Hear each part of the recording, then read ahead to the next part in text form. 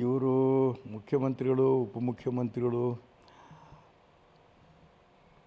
ಈ ಬ್ರೇಕ್ಫಾಸ್ಟ್ ಮೀಟಿಂಗ್ಗಳನ್ನು ಮಾಡ್ತಾಯಿದ್ದಾರೆ, ಏನು ತಪ್ಪಲ್ಲ.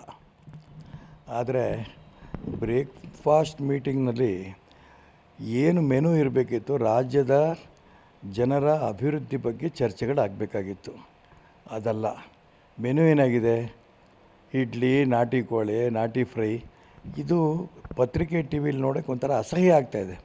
ಮುಖ್ಯಮಂತ್ರಿಗಳು ಉಪಮುಖ್ಯಮಂತ್ರಿಗಳು ಸೇರಿ ರಾಜ್ಯದ ಅಭಿವೃದ್ಧಿ ಬಗ್ಗೆ, ರಾಜ್ಯದ ಜನರ ಬಗ್ಗೆ ಚಿಂತೆ ಮಾಡೋಂಥ ಯೋಜನೆಗಳನ್ನು ನಾವು ಮಾಡ್ತಾಯಿದ್ದೀವಿ ಅಂದರೆ ಚೆನ್ನಾಗಿತ್ತು. ಅದ್ಯಾವುದೂ ಇಲ್ಲ. ಇದು ತುಂಬ ನಂಗೆ ನೋವು ತಂದಿದೆ. ಇದು ಮೊದಲನೇದು. ಎರಡನೇದು, ಅದಾದ ನಂತರ ಇಬ್ಬರು ಹೊರಗಡೆ ಬಂದು ನಾವಿಬ್ಬರು ಬ್ರದರ್ಸ್, ನಮ್ಮ ಸಮಸ್ಯೆ ಎಲ್ಲ ಪರಿಹಾರ ಆಗಿದೆ, ಕೇಂದ್ರ ನಾಯಕರು ಏನು ತೀರ್ಮಾನ ತಗೋತಾರೆ ಅದೇ ಅಂತಿಮ ಅನ್ನೋಂಥ ಮಾತು ಇಬ್ಬರು ಹೇಳ್ತಾರೆ. ಆದರೆ ಡಿ ಕೆ ಬ್ರದರ್ಸ್, ಡಿ ಕೆಯ ಪರವಾಗಿರೋಂಥ ಅವರ ಅಭಿಮಾನಿಗಳು, ಕಾಂಗ್ರೆಸ್ಸಿಗರು ಒಂದು ಕಡೆ ಡಿ ಕೆ ಅಂತ ಕೂಗ್ತಾರೆ. ಅದು ಯಾರು, ಕೇಂದ್ರದ ಉಸ್ತುವಾರಿಗಳ ಎದುರಿಗೇನೆ. ಇನ್ನೊಂದು ಕಡೆ ಸಿದ್ದು ಅಂತ ಕೂಗ್ತಾರೆ. ಒಂದು ಕಡೆ ಇಷ್ಟು ದಿನ ಹೇಳ್ತಾಯಿದ್ರು ಡಿ ಕೆ ಶಿವಕುಮಾರ್ ಅವರು ಯಾರೂ ಮುಖ್ಯಮಂತ್ರಿ ಬಗ್ಗೆ ಮಾತಾಡಕೂಡ್ದು ಅಂತ ಹೇಳ್ತಾಯಿದ್ರು. ಇವಾಗ ಹೇಳ್ತಾ ಇದ್ದಾರೆ ಅವ್ರ ಅಭಿಮಾನಿಗಳು ಕೂಗ್ತಾರೆ ನಾವೇನು ಮಾಡೋಣ ಅಂತ. ಅಂದರೆ ಕಾಂಗ್ರೆಸ್ಸು ಇವತ್ತು ಎಷ್ಟು ಹೀನಾಯ ಸ್ಥಿತಿಯಲ್ಲಿದೆ ಅಂತ ಗೊತ್ತಾಗ್ತಾ ಇದೆ.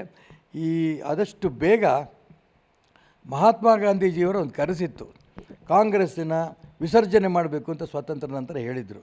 ಅದು ಇವತ್ತು ಇಡೀ ದೇಶದಲ್ಲಿ 2 ರಾಜ್ಯಗಳು ಮಾತ್ರ ಉಳಿದಿದೆ ಕಾಂಗ್ರೆಸ್. ಉಳಿದ ಎಲ್ಲ ಕಡೆ ಈಗಾಗಲೇ ಅದು ವಿಸರ್ಜನೆ ಆಗಿದೆ. ಒಂದು ಕರ್ನಾಟಕ, ಇನ್ನೊಂದು ತೆಲಂಗಾಣ. ಈ ಕರ್ನಾಟಕ ಆದಷ್ಟು ಬೇಗ ಇದು ವಿಸರ್ಜನೆ ಆಗುತ್ತೆ, ಯಾವ ಅನುಮಾನನೇ ಇಲ್ಲ. ಇನ್ನು ತೆಲಂಗಾಣ ಉಳಿಯುತ್ತೆ, ನೋಡೋಣ.